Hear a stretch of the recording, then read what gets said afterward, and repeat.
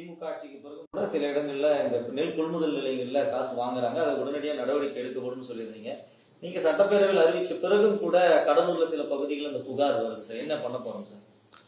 Actually இப்போது நடந்துட்டு இருக்கிற அசம்பிளி செஷன்ஸில் என்னோட மானிய கோரிக்கையில் வரும்போது கூட நான் தெளிவாக சொல்லியிருந்தேன்.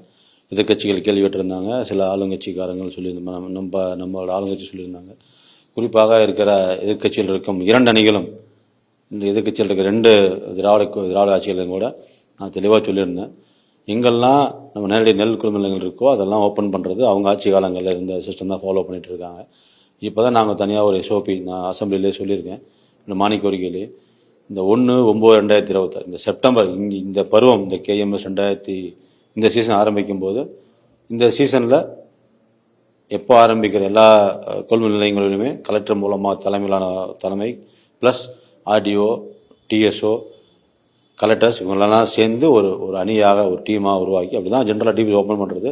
அதை இன்னும் கொஞ்சம் முனைப்படுத்தும் வகையில் எங்கெல்லாம் புதுசாக டிபிஎஸ் ஓப்பன் பண்ணுறோமோ அங்கெல்லாம் அந்த பர்ச்சேஸ் ஆஃபீஸர், அங்கே இருக்கிற bench clerk, PC building clerk, அங்கே இருக்கிற வாட்ச்மேன், இவங்களெல்லாம் அவங்க ஃபோன் நம்பர், அவங்களோட ஃபோட்டோகிராஃபோட டிஸ்பிளே பண்ண சொல்லியிருக்கோம். கோரிக்கைகளை, அதாவது அந்த இருக்க டிபிசி பண்ணால் டிபிசி குறைகளை சுட்டி காட்டுறதுக்காக டிபிசியோட அந்த கம்ப்ளைண்ட் நம்பர், டிபிசியோட அடுத்த லேயர் ஆஃப் கம்ப்ளைண்ட் நம்பர்லாம் போட சொல்லியிருக்கோம். அது டிஸ்பிளேலேயே இருக்கும். அதை யாருக்கும் விவசாயிகள் இந்த பிரச்சனை இருக்குன்னா உடனே அந்த நம்பருக்கு தொடர்பு பண்ணால் உடனே சொல்யூஷன் சால்வ் பண்ணுவாங்க. உடனே ஆய்வு பண்ணி அதுக்கு உண்டான ஸ்டெப்ஸ் எடுப்பாங்க. நம்ம என்ன சொல்ல வரோம்னா, நம்ம முதலமைச்சர் சொல்லும்போது ஒவ்வொரு விவசாயிக்கும் விவசாயி கஷ்டப்பட்டு அறுவடை பண்ணி நெல்லை காய வச்சு அறுவடை பண்ணி கொண்டு வந்து கொடுக்குறாங்க. அவங்கக்கிட்ட லஞ்சம் அல்லது சன்மானம், நம்ம அசம்பிளியில் நிறைய பேர் சொன்னாங்க, நிறையா எதிர்கட்சி பேர் சொல்லியிருந்தாங்க, லஞ்சம் பேர் இல்லை சன்மானம் அப்படின்லாம் சொல்லாங்க. லஞ்சமாக இருந்தாலும் சன்மானம் இருந்தாலும் அதெல்லாம் தவறான சிஸ்டம் தான். இந்த மாதிரி சன்மானமாக வாங்கி லஞ்சம் பண்ணது தான் பல்லாண்டு காலமாக பல சட்ட போராட்டங்களுக்கெல்லாம் வந்திருக்கு, நிறையா வழிவகுத்திருக்கு. நம்ம முதலமைச்சர் தலைமை அரசில் முக்கியமாக டிபிசி சென்டரில் எந்த இடங்கள்லையும் 40 ரூபா 50 ரூபா அது லஞ்சம் வாங்கக்கூடாது. அது நிறைய காரணம் சொல்லுவாங்க. எனக்கு டிபிசி ஓப்பன் பண்ணால் நான் லாரிக்காரங்க கூட்டிடுவேன், டிபிசி மிஷின் எடுத்துகிட்டு வரேன், க்ளீன் பண்ணணும், பாய் போடணும், இதெல்லாம் தேவைன்னு சொல்கிறாங்க. இப்போ ஓப்பன் பண்ணுற ஒவ்வொரு டிபிசி கலெக்டருக்கு ஆல்ரெடி சொல்லியிருக்கோம், நாங்கள் எஸ்ஓபியில் சொல்லியிருக்கோம்.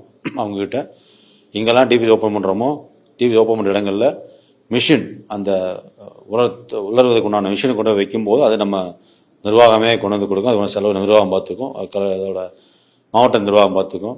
அதே தூத்தும் இயந்திரங்களை போய் வச்ச உடனே அந்த இடத்துல இருக்கிற அவங்க தேவையான தார்பாய், அவங்க தேவையான ஃபெசிலிட்டிஸ் எல்லாம் நம்மளே பண்ணி கொடுப்போம்.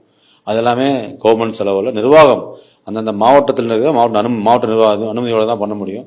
அந்த மாவட்ட நிர்வாகமே அந்த கலெக்டர்ஸு அதுக்குண்டான எல்லா பொறுப்பையும் இருந்து ₹1 செலவில்லாமல் அனைத்து மிஷினரிஸும், அனைத்து ஈரப்பதமானி, அங்கே இருக்கிற சாக்கு பைகள், அதுக்குண்டான பாலித்தீன் கவர்ஸ், ஓப்பன் பண்ணுறதுக்கு ஷீட்டு, பிரிண்ட் அவுட் பண்ணுற அந்த டிஸ்பிளேயில் வைக்க போகிற பிரிண்ட் அவுட்டு, அதெல்லாம் கூட எல்லாமே நம்மளோட அந்த மாவட்ட நிர்வாகம் மூலமாக எல்லா டிபிஸும் வாங்க சொல்லியிருக்கோம்.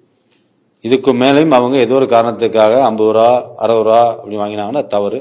அப்படி தவறு நடக்கும் பட்சத்தில் மக்கள் நமக்கு, விவசாயிகள் நமக்கு சொல்லும்போது, அது கடலூராக இருந்தாலும் சரி, கன்னியாகுமரி இருந்தாலும் சரி, இல்லை தஞ்சாவூர் மாவட்டம், டெல்டா மாவட்டம், எந்த டெல்டா மாவட்டம் இருந்தாலும், நான் டெல்டா இருந்தாலும் கண்டிப்பாக துரிதமாக நடவடிக்கை எடுக்கப்படும் அப்படின்னு சொல்லிக்கிறேன். இந்த மாநிலத்தை சொல்கிற ஒரே பாயிண்ட் தான், ஊழலை தவிர்க்க வேண்டும், ஊழலை ஒழிக்க வேண்டும், லஞ்சத்தை ஒழிக்க வேண்டும், மக்களுக்கு மக்களாட்சியாக இருக்க வேண்டும் சொல்லியிருக்காரு. அது யாரெல்லாம் இடர்பாலாக இருக்காங்களோ இடர்பாடு கண்டிப்பாக களையப்படும், எந்த மாற்று கருத்து இல்லை. அவங்கள சில உயர்வு கேட்டிருக்காங்க, போராட்டம் பண்ணியிருக்காங்க.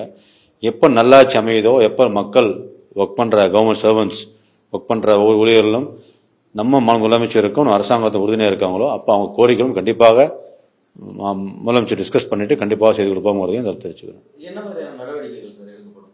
ஏன்னா அவங்களுக்கு ஒரு எச்சரிக்கை ஒன்று கொடுக்கணும்ல, எதுவுமே பண்ணவே கூடாது. இல்லை, நான் ஆல்ரெடி களத்துக்கு போயிருந்தேன். இதே கடலூர் மாவட்டத்தில் ஒரு தடவை போயிட்டு அங்கே இருக்கிற கையோட அந்த புக்லெட்டை வாங்கி யாருக்கெல்லாம் விவசாயிகள்லாம் போட்டிருக்காங்களோ அவங்களுக்கெல்லாம் ஃபோன் பண்ணி கேட்டேன், விசாரணை பண்ணேன். அவங்க ஆமாம் சார், எனக்கு வழி இல்லை, நான் நெல்லை கொண்டு போடுறேன், நெல்லை கொண்டு போட்டால் 50 ரூபா கொடுத்தா தான் எடுத்துன்னு அந்த பெஞ்ச் கிளாஸ் சொல்கிறாரு, பிசி சொல்கிறாரு, வழி இல்லை அப்படின்னாங்க. அந்த மாதிரி தவறு வரும் பட்சத்தில் உடனடியாக மாவட்ட ஆட்சியர் மூலமாக நான் என்ன நடவடிக்கை எடுத்தனோ அதே கண்டிப்பாக தொடரும், கண்டிப்பாக நடக்கும். எந்த சூழ்நிலையிலும் லஞ்சம் வாங்குவது துணையாக இந்த அரசு இருக்காது. லஞ்சம் வாங்குவதையும் ஊழல் செய்வதையும் எந்த ஆங்கிளையும் கண்டிப்பாக அதுக்கு முனையமான ஸ்டெப்ஸ் எடுத்து அவங்களுக்கு பிளாக் டெஸ்ட் பண்ணுறதோ, சஸ்பென்ஷன் பண்ணுறதோ, டிரான்ஸ்ஃபர் பண்ணுறதோ நடவடிக்கை கண்டிப்பாக இந்த அரசு செய்யும். இந்த தலைமையிலான இந்த துறை கண்டிப்பாக இந்த சிறப்பாக இந்த நடவடிக்கை எடுக்கும்.